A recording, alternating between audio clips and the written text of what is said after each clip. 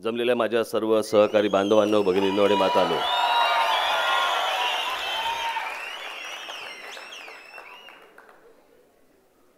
माझ्या डोक्यावरचा लाईट थोडा कमी होईल का?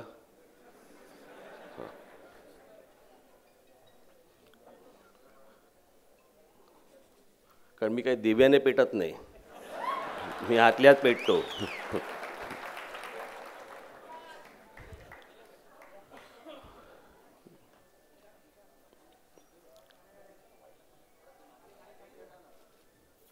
तुमच्या मनात पहिल्यांदा प्रश्न निर्माण जो झाला असेल त्याच्या आधी एक उत्तर देऊन टाकतो.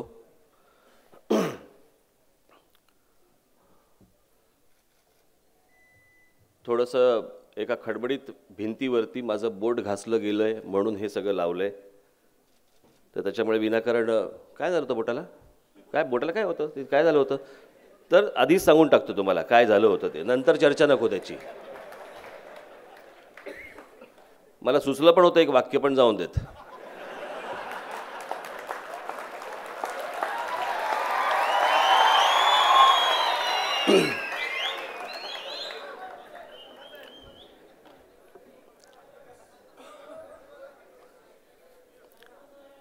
खरं तर हे पावसाळ्याचं परतीचा पाऊस म्हणजे जे पावसाळ्यात व्हायला पाहिजे ते परतीच्या पावसाला होतंय. आत्ता आमच्या मराठवाड्यामध्ये प्रचंड पूर आलेत, तिकडे सगळ्या शहरांमध्ये. 4 महिन्यापूर्वी तिथेच दुष्काळासाठी पाणी नव्हतं, दुष्काळ आहे म्हणून, आणि त्याच आमच्या आता मराठवाड्यामध्ये तिथे पूर येत आहेत. काय चाललंय माहीत नाही. मगाशी बाळा नांदगावकरांनी सांगितलं की वेगवेगळे विषय आहेत. विषयांची कमतरता आपल्याकडे नसतेच, आपल्याकडे निवडणुकांची कमतरता नसते.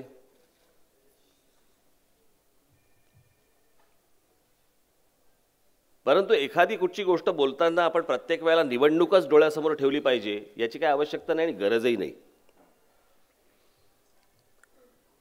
आपण इतर राजकीय पक्षांपेक्षा वेगळे आहोत.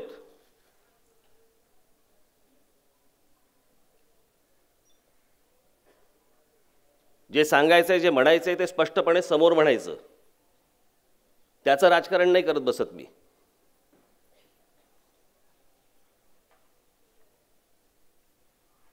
काल पण तो विषय झाला त्या पाकिस्तानी कलाकारांचा. लोकांना असं वाटत होतं सलमान खान बोलल्यावर राज ठाकरे बोलणार नाही, मित्र आहे.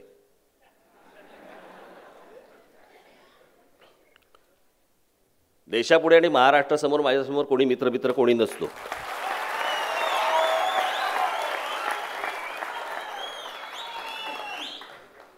खरं तर त्यांनी जपून बोलायला पाहिजे होतं. आमच्याकडे जपून बोलायची पद्धतच नाही.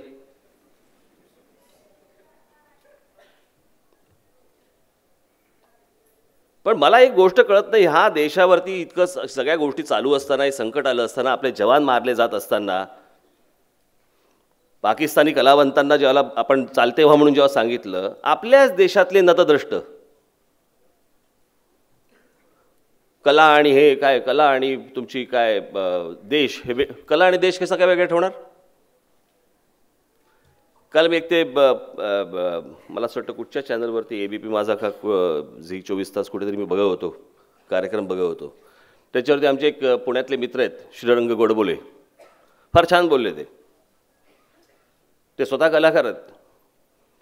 आणि त्यांनी असं समजा सांगितलं की एखादा समजा अवली कलाकार जर समजा बोलला आपल्या देशातला किंवा आपल्या महाराष्ट्रातला की मी कलाकार आहे, मी एक अवली कलाकार आहे, मला काही देशाच्या आणि कसली काही बाउंड्रीची आवश्यकता नाही आहे, आणि समजा त्यांनी कुठेतरी नाटकामध्ये किंवा चित्रपटामध्ये काम केलं आणि चित्रपटामध्ये काम केल्यानंतर त्याला ज्यावेळेला पैसे मिळणार ते नेपाळचे पैसे दिले तर घेईल का तो? नाही, भारतीय पैसे पाहिजे सांगेल ना, म्हणजे तुला बाउंड्री आहे. तेवढं कळतं ना की काम केल्यावरती आपल्याला इथले पैसे पाहिजेत खर्च करायला. दुसऱ्या देशाचे पैसे देऊन चालतील का? पण विनाकारण काहीतरी एक वाद. आणि बरेचसे हे चॅनलवाले, हिंदी चॅनलवाले, इंग्रजी चॅनलवाले लाव्या ह्याचं एक कोंबडं त्याचं एक कोंबडं, लाव तिच्या आयला झुंजवा.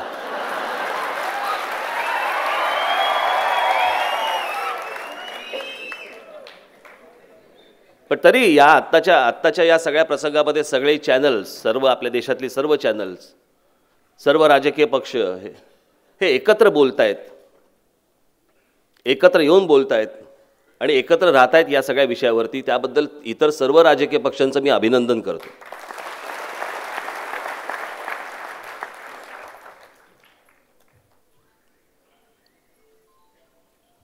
त्या बाबतीत मला जे काय बोलायचं होतं मी काल बोललोय. मला असं वाटतं तुम्ही ऐकलं असेलच.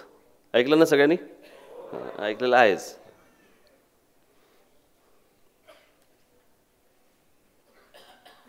वेगवेगळे विषय महाराष्ट्रामध्ये सुरू आहेत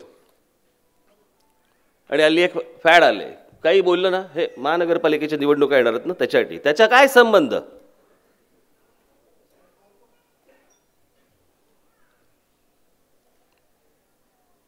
आज महाराष्ट्रामध्ये अनेक मराठा समाजाचे मोर्चे निघत आहेत.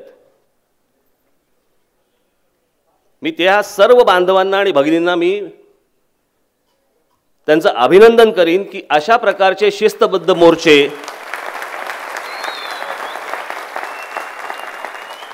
मला वाटत नाही देशाच्या इतिहासात आजपर्यंत कधी घडले असतील. देशाच्या इतिहासात एका पाठोपाठ एकेका जिल्ह्यामध्ये जे काही मोर्चे घडतायत किंवा जे दिसतंय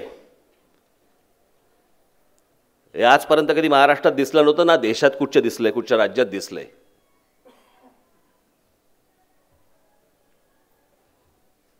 आम्ही जेव्हा ते कोपर्डीला जेव्हा झालं, ती गेली बिचारी मुलगी.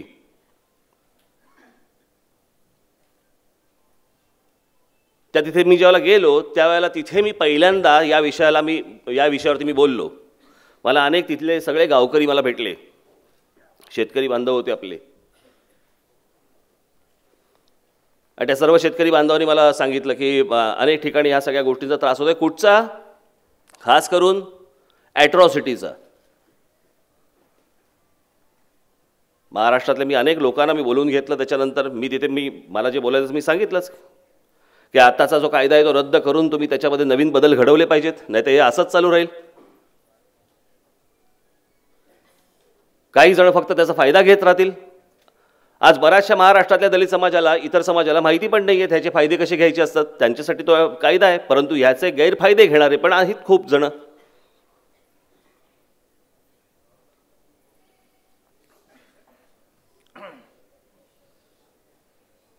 आणि मग त्याच्यानंतर एक महिनाभरानंतर मग शरद पवार बोलले. आज मोर्चातनं अनेक विषय बाहेर पडत आहेत.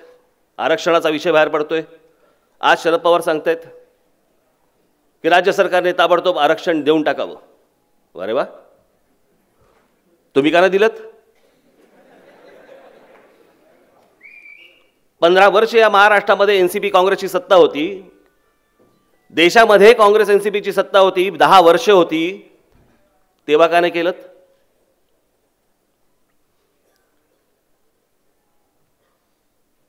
या लोकांना समाजाशी काही देणं घेणं नाहीये. काहीही देणं घेणं नाहीये.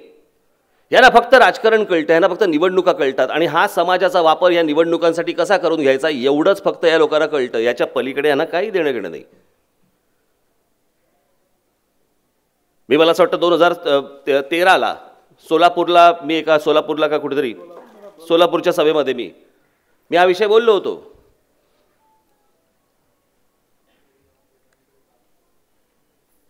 की याच्यापुढे जातीचे विषय काढले जातील, जातीचे मोर्चे काढले जातील, वेगवेगळ्या जातींचे मोर्चे उभे राहतील. हे लोक याला खतपाणी घालत राहतील आणि फक्त स्वतःचा फायदा करून घेतील. त्याच्यानंतर एकदा मुंबईमध्ये मोर्चा आला. मराठा समाजाचा एक मोर्चा मुंबईमध्ये धडकला होता आझाद मैदानवर. त्या व्यासपीठावरती काँग्रेस एनसीपीचं सरकार असतानाची गोष्ट सांगतोय. त्या व्यासपीठावरती शिवसेनेचे लोक होते, भाजपचे लोक होते, काँग्रेसचे लोक होते, एनसीपीचे लोक होते, सगळे नेते होते.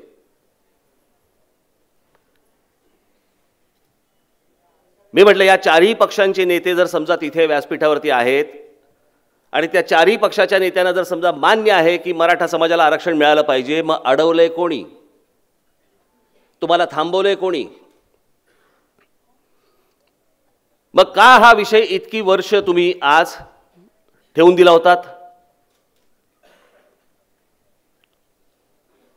मला वाईट या गोष्टीचं वाटतं या सगळ्या याच्यामध्ये. आता येणाऱ्या नोव्हेंबर डिसेंबरमध्ये जिल्हा परिषद पंचायत समितीचा निवडणुका आहेत.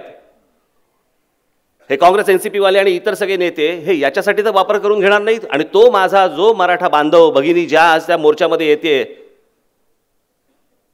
त्याला समजतच नसेल की ह्याचा आपला उपयोग काय करून घेतील हे लोक.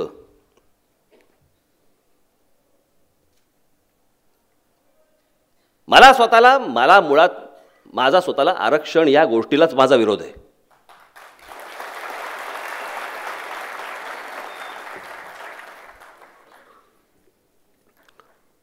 आर्थिकदृष्ट्या जे मागास असतील त्यांना आरक्षण मिळालं पाहिजे.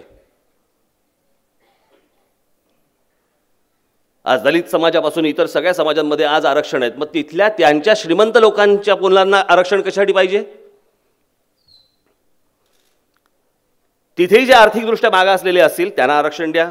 प्रत्येक समाजातला जो आर्थिकदृष्ट्या मागासलेला असेल त्याला आरक्षण मिळू देत. तो वरती आला पाहिजे.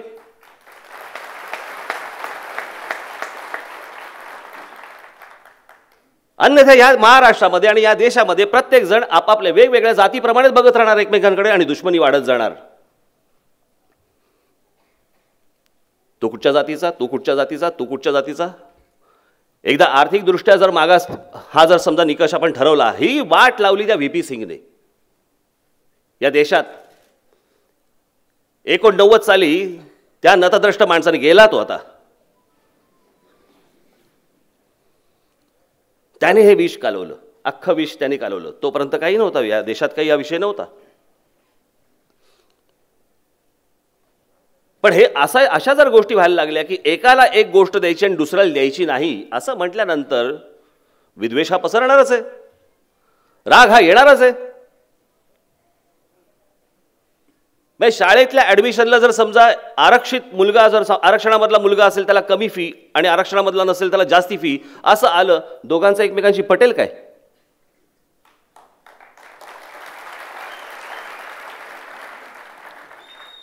मग तिथे सगळा राग सुरू होतो प्रत्येक गोष्टीवरचा.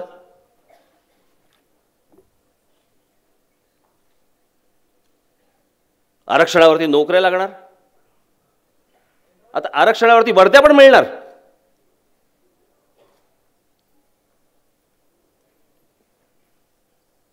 हे सगळे आरक्षणाचे सगळे उद्योग, राजकीय उद्योग, हे तुमच्यामध्ये सगळ्यांमध्ये फक्त दरी निर्माण करायची. दरी, तुमच्यात वाद निर्माण झाले, तुमच्यात भांडण निर्माण झाले की तुमच्याकडनं मतं काढायला सोपं असतं, मतं काढायला सोपं असतं. याच्यासाठीचे हे सगळ्यांचे उद्योग सुरू आहेत.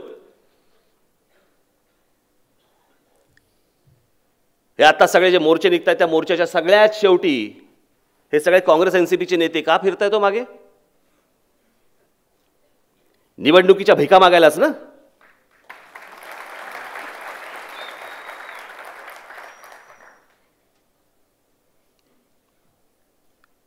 ही सगळी आपण आरक्षण आरक्षण आरक्षण बोलतो. अहो, आहेत कुठे नोकऱ्या? कोणत्या नोकऱ्यांबद्दल बोलतोय आपण? सरकारी नोकऱ्या कमी होत चाललेल्या आहेत, खाजगी नोकऱ्या वाढत चाललेल्या आहेत. आणि या खाजगी नोकऱ्यांमध्ये तिथे आरक्षण आहे? नाहीये.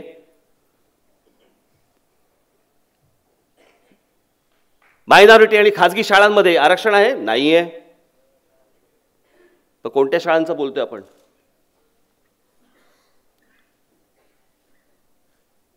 आज या संपूर्ण महाराष्ट्रामध्ये मराठा समाजातले इतके मुख्यमंत्री झाले, इतके मंत्री झाले, आज इतके खासदार आहेत तिथे.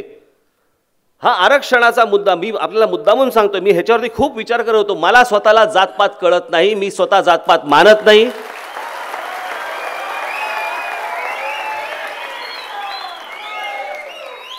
मला आता तुमच्यापैकी बसलेले कोण आहेत आणि इथे बसलेले कोण आहेत यांच्या जातीशी मला देणं घेणं नाहीये.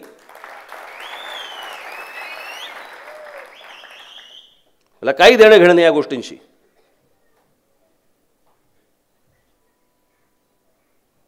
पण हे सगळे आजपर्यंत जे राज्यकर्ते होते, आज त्यातले बरेचसे बहुसंख्य मराठा समाजातले होते, का नाही दिलं तर तुम्ही या गोष्टी?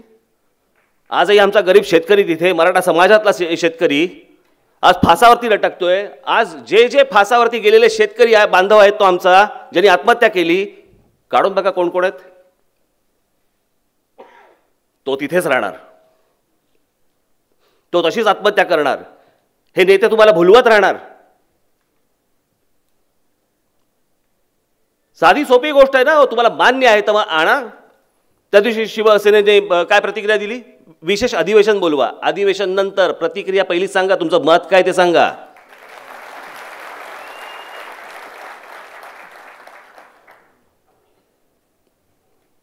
विशेष अधिवेशन समजा उद्या बोलवलं जरी, इथे जरी समजा त्यांनी मान्य केलं तरी ते केंद्रात पाठवायला लागेल. बरं, ह्या सगळ्या गोष्टी, या टेक्निकल सगळ्या गोष्टी शरद पवारांना माहिती आहेत. का नाही बोलतात तुम्ही? का नाही त्या मराठी समाजातल्या मराठी माझ्या बांधवांना आणि भगिनींना सांगत का नाही आहात की काय नक्की काय होतंय? हे सगळ्यांना माहिती आहे, सगळ्या पत्रकारांना माहिती आहे, सगळ्या संपादकांना माहिती आहे. कोणी मांडायला तयार नाही, तुमच्यासमोर कोणी बोलायला तयार होत नाहीये.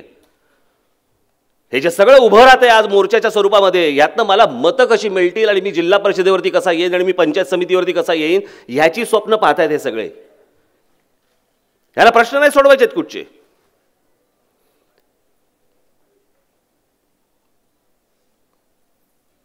आज हे सगळं प्रकरण समजा आरक्षणाचं आर्थिक निकषावरती जर झालं असतं, हे वाद कधीच उभे राहिले नसते, कधीच उभे राहिले नसते. राज ठाकरे जे तुम्हाला सतत सांगतो ना, ह्या सगळ्या बाकी काही लोकांना वाटतात, नतद्रष्टांना वाटतात राज ठाकरे राजकारणासाठी किंवा निवडणुकीसाठी हड.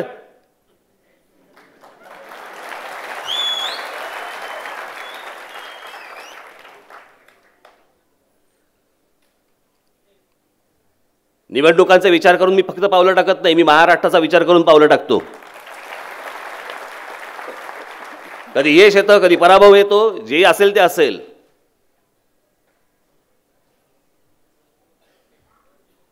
पण आज मी जे सांगत आलो, आजपर्यंत सांगत आलोय, सांगत राहणार की महाराष्ट्रामध्ये जे उद्योग निर्माण होत आहेत त्या उद्योगांमध्ये माझ्या महाराष्ट्रातल्या मराठी मुलांना आणि मराठी मुलींना 100% प्राधान्य तुम्ही दिलं पाहिजे. आरक्षणाचा विषयच येत नाही. कशाला पाहिजे आरक्षण? महाराष्ट्रासारखं एक प्रगत राज्य आहे, महाराष्ट्रामध्ये इतके उद्योग उभे राहत आहेत, इतके उद्योग येत आहेत, इतक्या आज नोकऱ्या उपलब्ध होत आहेत. पण त्या सगळ्या उपलब्ध होत असताना आज बाहेरच्या राज्यांमधली लोक येऊन त्या नोकऱ्या घेत आहेत, ते सगळी कामं घेत आहेत. जमीन आमची, पाणी आमचं, आमच्याकडे उद्योग करायला येत आहेत ही सर्व लोक. राज्य सरकारला गेल्या असेल नाही तर आत्ताच्या असेल, यांना सांगता येत नाहीये की तुम्हाला एका अटीवरती आम्ही तुम्हाला इथे तुमचा व्यवसाय उभा करायला देऊ, तुम्हाला पाणी देऊ, वीज देऊ, सगळ्या गोष्टी देऊ. अट एक, माझ्या महाराष्ट्रातली 100% मुलं ही तुम्ही तिथे कामावरती घेतली पाहिजेत. ही एक गोष्ट जर समजा राज्य सरकारने केली, आपल्याला आरक्षणाची आवश्यकताच भासणार नाहीये, गरजच नाहीये. इतर देशभरातल्या सर्व राज्यांपेक्षा महाराष्ट्र खूप पुढे आहे. प्रत्येक उद्योगपतीला वाटतं की माझा उद्योग हा महाराष्ट्रात असावा. मग एवढे जर समजा उद्योग उभे राहत असतील, एवढ्या जर नोकऱ्या उपलब्ध होत असतील, मी मध्यंतरी बोललो होतो ना त्या रिक्षा आणि टॅक्स्यांच्या परवान्यांच्या संदर्भामध्ये, कोणाला मिळणार होत्या? आमच्या महाराष्ट्रामधलं एक नागपूरचं हायकोर्ट काय सांगतं की महाराष्ट्रामध्ये जर समजा तुम्ही रिक्षांना आणि टॅक्स्यांना परवानगी देणार असाल, परवाने देणार असाल, तर त्याला मराठीच्या सक्तीची गरज नाही. वा रे वा.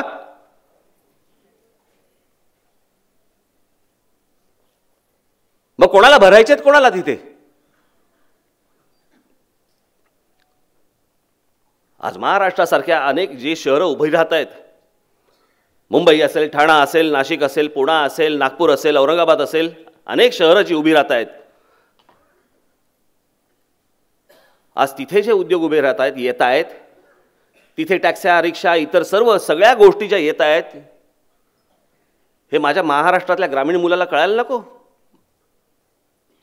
त्यांना समजायला नको?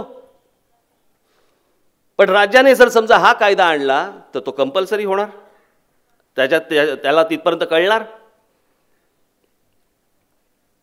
आज हे सगळे मोबाईल फोन, इंटरनेट या सगळ्या गोष्टींमुळे आज त्याच्यापर्यंत पोहोचलंय सगळं की बाबा कुठे चाललंय जग, कुठे गेलंय जग. मग मी इथे काय करतोय? माझी वडिलोपार्जित शेती जी आहे ती शेती नीट चालत नाहीये, त्यातनं मला पैसे मिळत नाहीयेत, मला काम पाहिजे, मला नोकरी पाहिजे. तो ग्रामीण महाराष्ट्रातला माझा बांधव, माझी भगिनी, ते म्हणतात मला त्या शहरातल्या मुलांसारखं राहायचंय, मला तिथे यायचंय. येऊ कसं? कसं यायचं मी?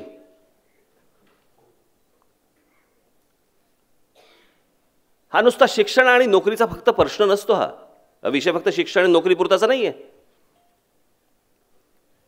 आज त्याचं कुटुंब उभं राहतं, त्याचं लग्न होतं. या सगळ्या गोष्टी करण्यासाठी म्हणून त्याला शिक्षण हवं, त्याला नोकरी हवी, त्याला सगळ्या गोष्टी हव्या. आणि ही सगळी स्वप्न पाहत असताना मला तिथपर्यंत पोचता येत नाहीये हे माझ्या महाराष्ट्रातल्या जर समजा माझ्या बांधवांना आणि भगिनींना जर समजा वाटत असेल आणि त्याच्यातनं हा जर समजा राग निर्माण होणार असेल आणि या रागातनं जर समजा आरक्षणाचा विषय येणार असेल आणि या आरक्षणाचा फायदा जर समजा हे सगळे बाकीचे सगळे गधडे नेते घेणार असतील, उपयोग काय या ताकदीचा?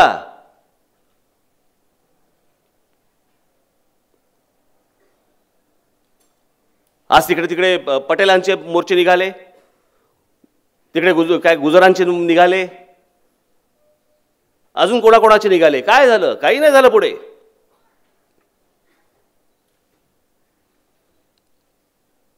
खरं तर महाराष्ट्रामध्ये एक मुखाने एक गोष्ट यायला पाहिजे की या महाराष्ट्रामध्ये आर्थिक निकषावरतीच आरक्षण याच्या पुढे तुम्ही दिलं गेलं पाहिजे. हीच गोष्ट जर समजा त्या सगळ्या मोर्चांमधून आली तर मला असं वाटतं सगळा विषय पण बंद होईल. एकमेकांकडे दुश्वासाने पाहणं, एकमेकांकडे दुश्वासाने काय त्याच्याशी बोलणं न बोलणं, हे कुठचे प्रकार आलेत? आणि मग त्याच्यामध्ये परत जाती जातीमध्ये भिडवायचं सगळ्यांना. मध्यंतरी काढलं म्हणे महाराष्ट्र राज्याचा मुख्यमंत्री ब्राह्मण आहे आणि ब्राह्मण असल्यामुळे म्हणे ह्या सगळ्या गोष्टी. अरे वा वा, हे परत कानात विष कालवणार कोण? हेच सगळे नेते, हेच हे सगळे उद्योग करत बसणार. परवा दिवशी रामदास आठवले बोलले,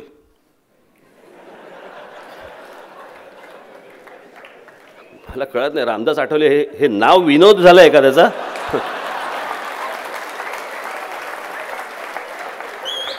याच्यापुढे सांगायला बरं. हे बघ, परवा दिवशी एक रामदास आठवले ऐकला, चला सांगतो.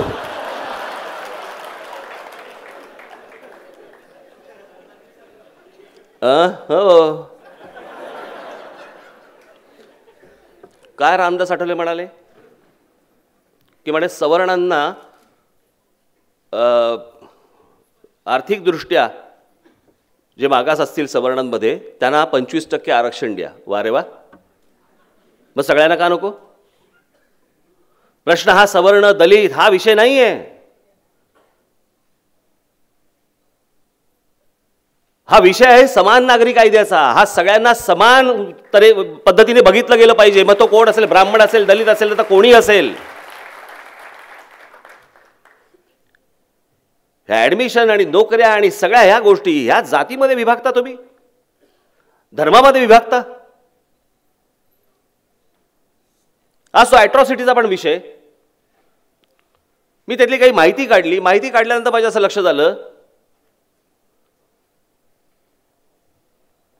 की तिकडे आहेत काय काय त्यांचे ते सरकारने निवडलेले काही गोष्टी आहेत, पण त्याच्यामध्ये जर समजा कोणी कोणावरती समजा अॅट्रॉसिटी टाकली, त्याचा माझ्याकडे कायदाच आहेत, पेपरच आहेत माझ्याकडे, गाडीत राहिले ते माझ्याकडे. मलाही जेव्हा तो पेपर मिळाले ते मला धक्काच बसला. मी म्हटलं अॅट्रॉसिटी म्हणजे हे? समजा एखाद्याने एखाद्यावरती अॅट्रॉसिटी टाकली आणि ती जर समजा कंप्लेंट पोलीस स्टेशनला जर समजा दर्ज झाली तर 60,000पासून 4 लाखापर्यंतची किंमत आहे. आणि ती पोलीस स्टेशनला दर्ज झाल्या 25% रक्कम ही ताबडतोब त्यांना हातात दिली जाते.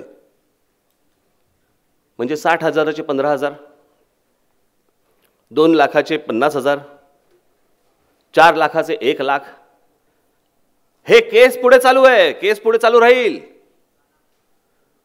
पण हे ज्या वेळेला तिथे सिद्ध होतं त्या सगळ्या गोष्टी झाल्यावरती ताबडतोब त्याला पैसे मिळतात. अनेक ठिकाणी तर मला असं दिसतं की अनेक ठिकाणी धमकी दिली जाते, माझं काम कर नाही तर अॅट्रॉसिटी टाकीन. कायदा हा धमकीचा विषय होऊ शकतो. मग एका समाजाला एक कवच, दुसऱ्या समाजाला कवच नाही, तिसऱ्या समाजाला कवच नाही, असं कसं करून चालेल? ह्या असल्या नादान राजकारणामुळे फक्त भांडणच होतील आपल्या देशामध्ये, दुसरं काही नाही होणार. आज मराठा समाजाचे आज मोर्चे निघतायत, उद्या काहीतरी ओबीसीचे निघतायत, परवा अजून कोणाचे तरी निघतील. कुठे थांबणार आहे? कुठे चाललोय आपण? काय वाढून ठेवलंय महाराष्ट्रासमोर? वाद, भांडणं, हाणामाऱ्या, जातीय दंगली.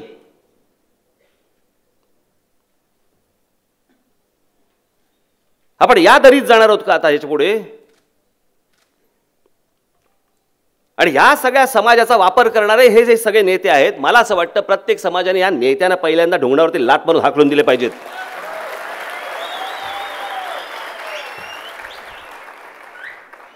प्रत्येक गोष्टीचं राजकारण करत बसायचं, प्रत्येक गोष्टीचं.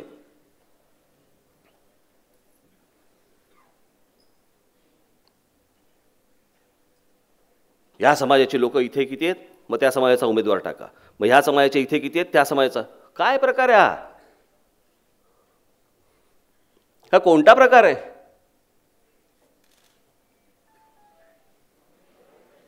महाराष्ट्र हा कशासाठी ओळखला जातो? या देशाला महाराष्ट्राने विचार दिलेले आहेत.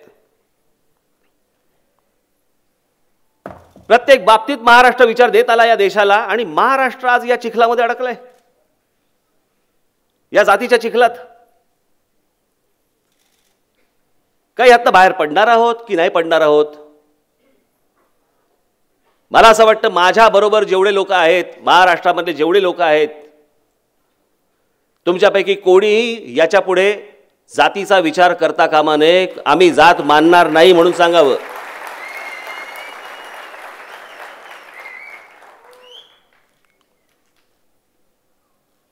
नजीकच्या काळामध्ये जर माझी पंतप्रधानांची जर भेट झाली तर मी त्यांना सांगणार आहे की बहुमत आहे तुमच्या हातामध्ये. आरक्षण हे आर्थिकदृष्ट्याच तुम्ही आणलं पाहिजे, हे मी तुम्हाला नक्की सांगणार.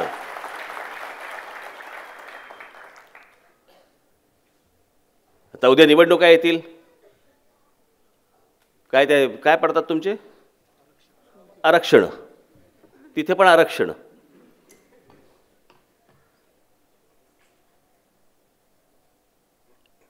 कुठे चाललोय आपण? काय करतोय? कुठे जग चाललंय? कुठे होत आपण? या असल्या माझे हात जोडून तुम्हाला सगळ्यांना विनंती आहे, माझी महाराष्ट्रातल्या माझ्या तमाम बांधवांना, भगिनींना विनंती आहे माझी, या नका चिखलात अडकू. प्रत्येकाच्या मनात काय पेटलंय मी समजू शकतो. प्रत्येकाच्या मनात काय आहे हे मला समजू शकतं.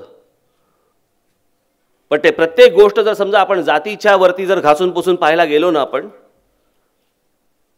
खोलात जाऊ, निश्चित खोलात जाऊ आपण. आणि एकदा या गर्तेत सर सापडलो ना आपण, तर महाराष्ट्राचा बिहार आणि उत्तर प्रदेश व्हायला वेळ लागणार नाही. तिकडे तीच परिस्थिती आज. आज आपल्याकडे तरी अजून परिस्थिती तशी नाहीये, पण ती येईल, वाढेल. माझे एक मित्र गेले होते उत्तर प्रदेशमध्ये, एका ढाब्यावरती बसले होते. बघा, विचार करा, म्हणजे कुठच्या लेवलला हा प्रकार तिथे असतो तो विचार करा. त्या ठिकाणी आपल्याला जायचंय का? ते बसले होते, त्यांनी चहा मागवला. त्या ढाब्याचा मालक आला आणि त्याने विचारलं, त्याच्याकडचं बघितलं. हा हसण्याचा विषय नाही आहे, मी खरंच सांगतोय तुम्हाला. त्या माणसाने त्यांच्याकडे बघितलं आणि विचारलं, कौन से जात से हो? कौन से जात से हो? आजपर्यंत महाराष्ट्रात हा प्रकार अजूनपर्यंत नाही आहे, पण हा उद्या वाढीस लागेल. आणि हा वाढीस लागला ना, ही एकमेकांची टाळकी फिरायला लागली ना, हा महाराष्ट्र शांत नाही होणार.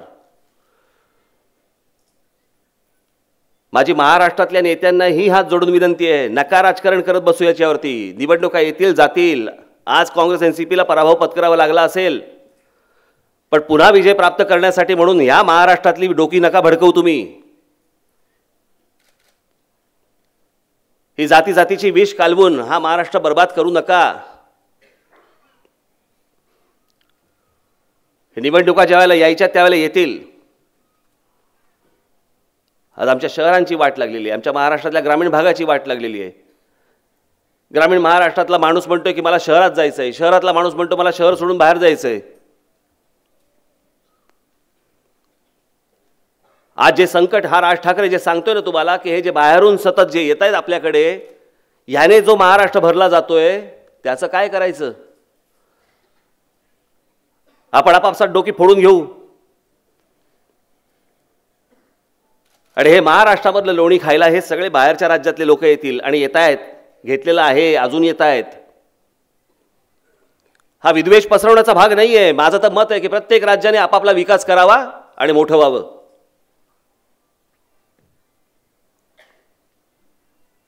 आज ठाणे जिल्हा घ्या. ठाणे जिल्ह्यामध्ये आज महानगरपालिका किती आहेत? ठाणे, नवी मुंबई, भिवंडी, वसई विरार, उल्हासनगर, कल्याण डोंबिवली, मीरा भाईंदर, 7. एका जिल्ह्यामध्ये 7 महानगरपालिका आहेत. असा एक तरी जिल्हा भारताच्या नकाशावरती आहे का? मला जरा सांगा. कशामुळे महानगरपालिका झाल्या?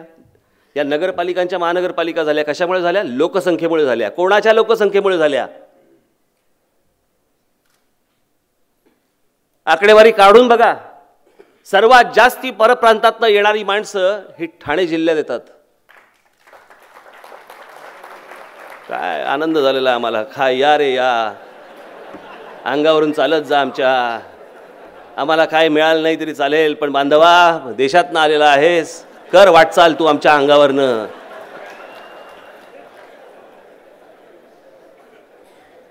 हे धोके नाही समजणार. हे धोके नाही समजणार. हे घरापर्यंत ज्यावेळेला उंबरठ्यापर्यंत येतील ना धोके, त्यावेळेला समजेल. आमच्याकडे जोपर्यंत स्वतःचं जळत नाही ना, हे जे चालू आहे ना आत्ता आपल्या देशामध्ये, तिथे आमचे जवान मरतायत, आम्हाला काय नाही त्याचं. आमचं सगळं आनंदात सुरू आहे. पाकिस्तानी कलावंत हवेत का आम्हाला चित्रपटामध्ये बघायला? आवडतील. आमच्याकडे गुलाम अली चालेल का? त्याची कॉन्सर्ट चालेल का? चालेल, आम्ही बघायला जाऊ. तो कोणासाठी लढतोय?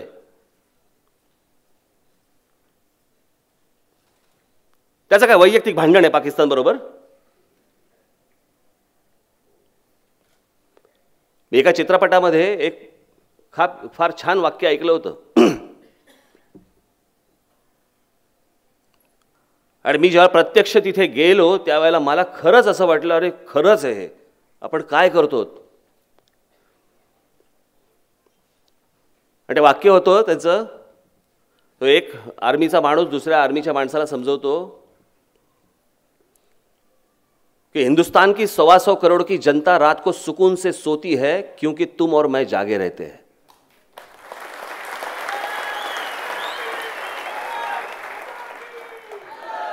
हे गेल्या मध्यंतरी मी फेब्रुवारीमध्ये काश्मीरला गेलो होतो. मी माझ्या आयुष्यात पहिल्यांदा गेलो. मी कधी गेलोच नव्हतो.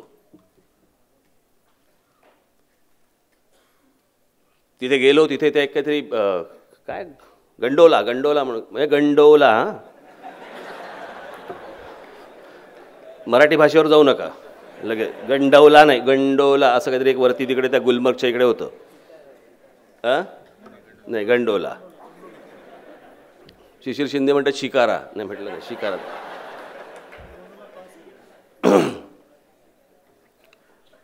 तिथे मी गेलो.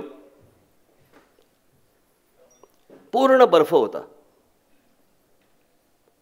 पूर्ण बर्फ. त्या फक्त ती केबल कारने वरती आम्ही पोहोचलो. तिथे पोहोचलो, मला असं अजूनही आठवतं, आम्ही तिथून त्या जिन्याने खाली आलो. खाली आल्यानंतर आज अगदी हा आता पांढरा शर्ट आपला,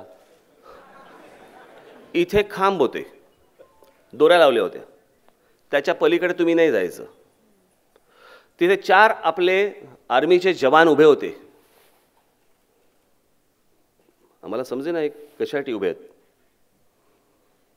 तोपर्यंत लक्ष नव्हतं गेलं आमचं लांब.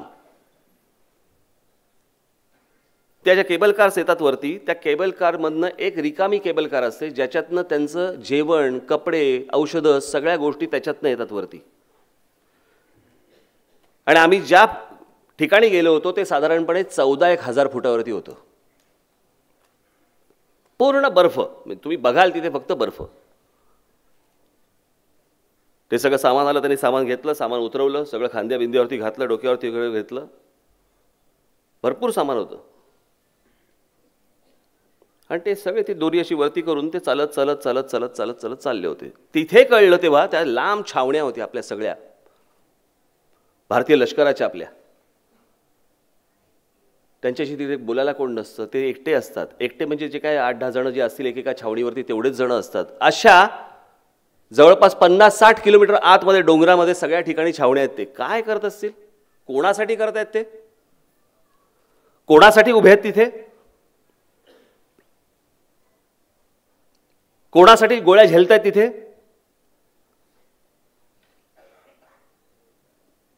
आणि आमच्या देशातल्या काही नागरिकांना वाटतं काय काय फरक पडतो, कलाकाराला काय बाउंड्री नसते. मला तर कधी कधी वाटतं उलटे फिर आणि ह्याना घाला गोळ्या, ते पाकिस्तानचे राहू देत बाजूला.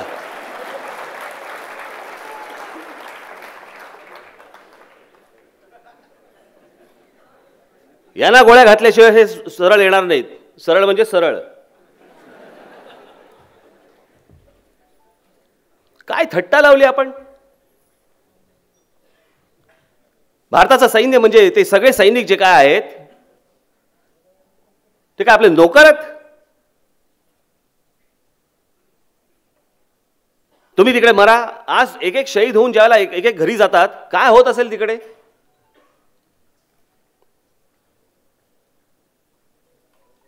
ती विधवा पत्नी तिथे असेल, तिला काय होत असेल?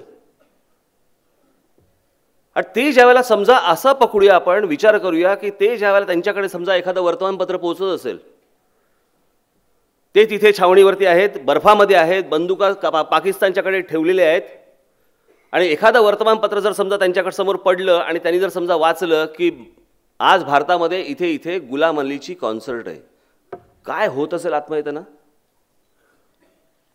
की कोणासाठी लढतो आहोत आम्ही? तुम्ही मजा करतात इथे देशामध्ये, बरं मजा करा ना, पण शत्रूला आतमध्ये बोलवून कसली मजा आली?